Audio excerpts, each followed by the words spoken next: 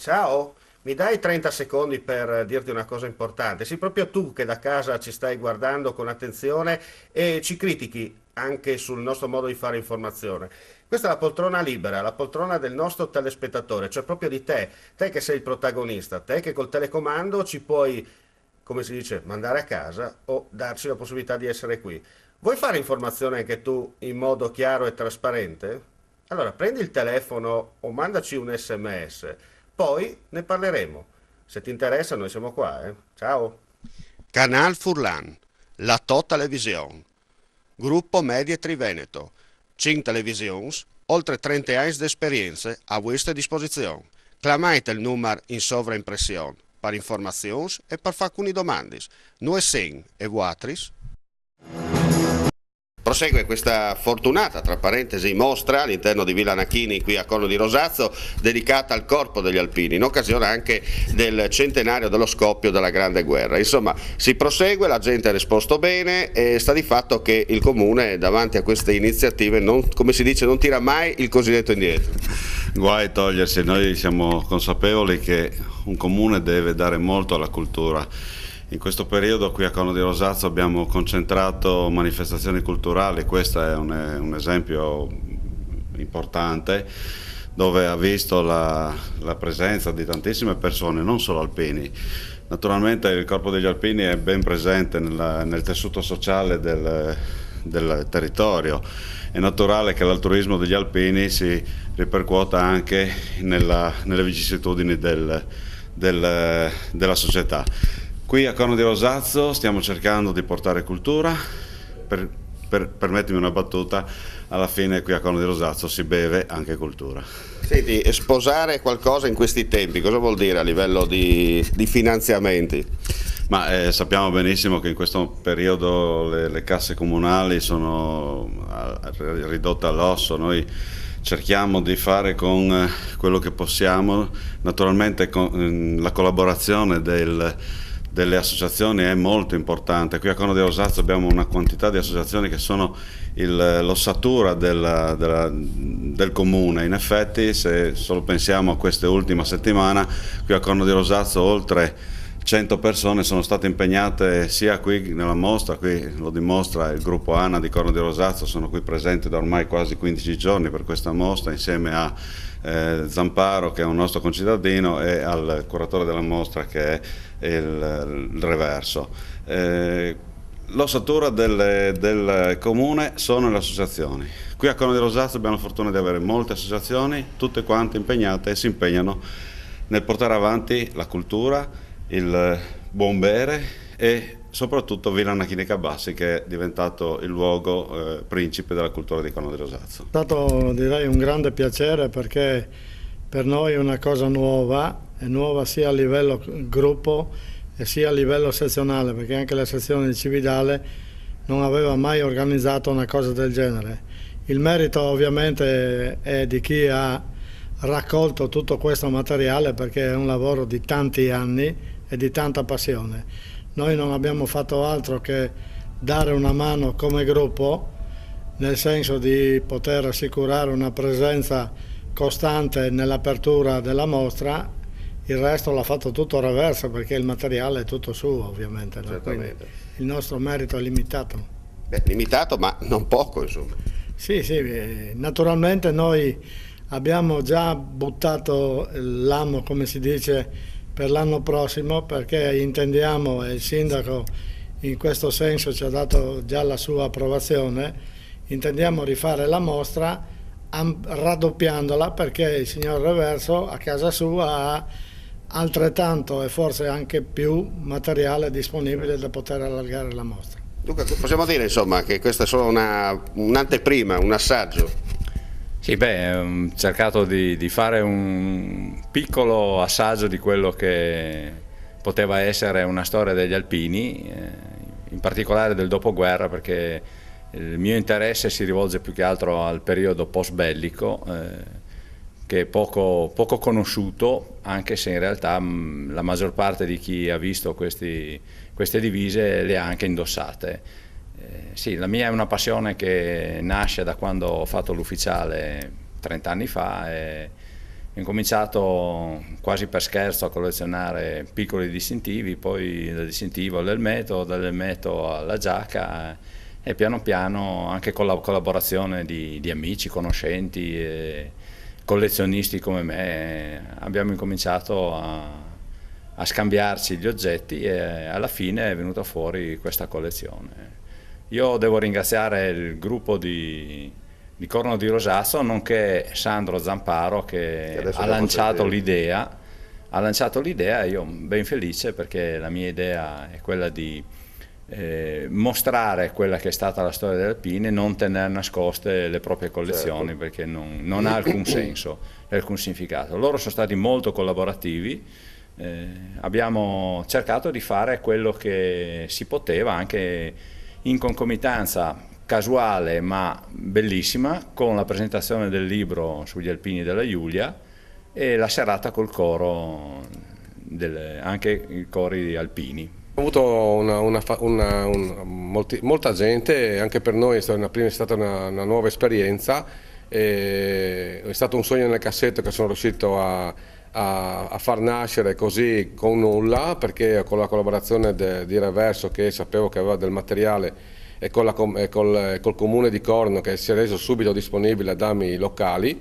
Per me è già un sogno quello che ho realizzato. Ho avuto la fortuna che tra le persone che sono venute a visitare, con anche tutte le scolaresche che hanno potuto vedere la storia degli alpini e tutti i materiali che forse non avevano mai visto, per me è stata una cosa molto positiva. Ecco. Senta, ricordiamo le date e le possibilità, insomma, di poter visitare gratuitamente questa mostra. Questa mostra rimarrà aperta oggi e domani con orario continuato dalle 9 alle 19, dopo 12 giorni che è rimasta aperta. E continuerà ancora oppure ci sarà una pausa? No, ci fermiamo domani sera, la mostra verrà sciolta perché i locali servono per altre cose e c'è la prospettiva per il prossimo anno, data la disponibilità del comune, di poter fare una nuova mostra ampliata, più grande, per far vedere ai ragazzi e ai non ragazzi tutto quello che riguarda gli alpini, la storia degli alpini.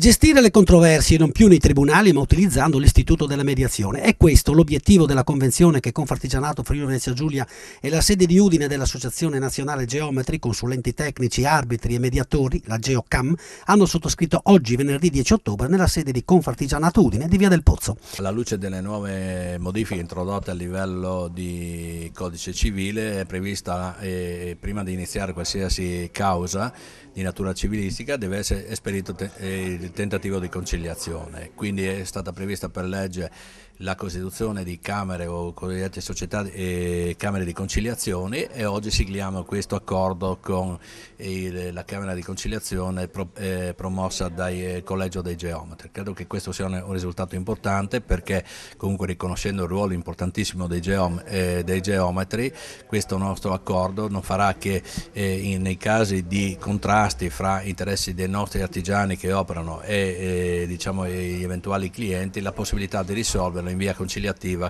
con la presenza, con costi contenuti e con la presenza di tecnici che possono dirimere la questione in poco tempo. Questo è un contributo quindi anche all'economia, in modo che tutte le controversie che dovessero risolversi si possano risolvere in via conciliativa in tempi brevissimi. Per noi è molto importante perché noi geometri in particolare abbiamo nella nostra natura la conciliazione, no? Perché quanto riguarda anche le divisioni, come diceva il Presidente, sì, ci sono le controversie delle varie imprese eccetera, però anche i problemi delle loro famiglie e quindi le divisioni, le confinazioni, noi entriamo un po' in tutti questi campi che è il nostro modo di essere e quindi siamo più portati a questa conciliazione rispetto a degli avvocati che forse sono un po' più farraginosi in questa materia.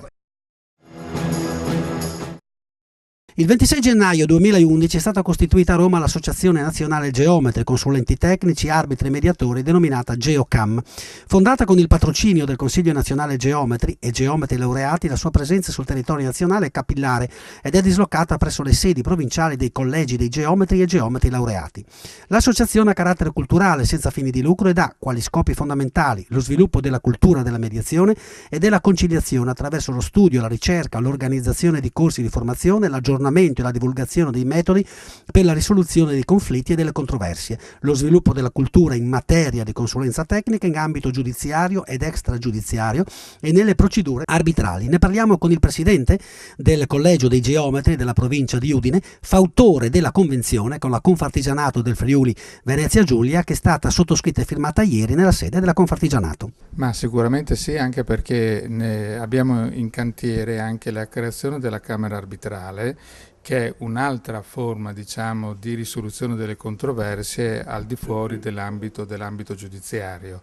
E quindi noi sempre come geometri, visto che siamo anche abbastanza abituati a transare, a cercare di trovare le varie soluzioni, ci sarà l'opportunità di arrivare o nella mediazione oppure, se non si arriva alla mediazione, di arrivare in camera arbitrale. Ma lei ritiene che ci saranno molte di queste conciliazioni? Ma non è per vantarci, ma diciamo noi come sezione di Udine quest'anno abbiamo vinto il primo premio a livello nazionale fra tutte le varie sezioni, diciamo, nazionali di GeoCam nostre.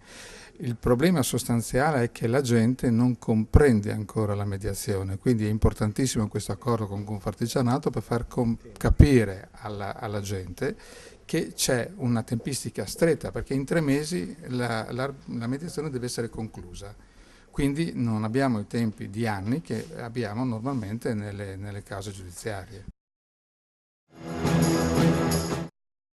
Obesity Day 2014, l'associazione Diamo Peso al Benessere sta facendo prevenzione e volantinaggio in piazza Udine per lanciare quale messaggio? Il messaggio importante è quello della salute, quindi per tutti prendersi cura di se stessi. Come ci si prende cura di se stessi? Come si supera questo problema che è particolarmente incisivo soprattutto a partire dai bambini oramai? Noi abbiamo un approccio un po' diverso da quelle che sono le solite modalità della dieta, dietiste e cose varie. Lavoriamo un po' sulla potenzialità di ognuno di noi, quindi cerchiamo di tirar fuori da noi stessi la forza per poter stare meglio e quindi volerci più bene. L'OMS ha dichiarato recentemente proprio che anche 15 kg in più comportano 8-10 anni in meno di vita, ma c'è questa sensibilizzazione sul territorio, visto i dati relativi a bambini obesi che sono sempre maggiori? Vedo i bambini e io sono di Feletto, c'è un grosso problema di bambini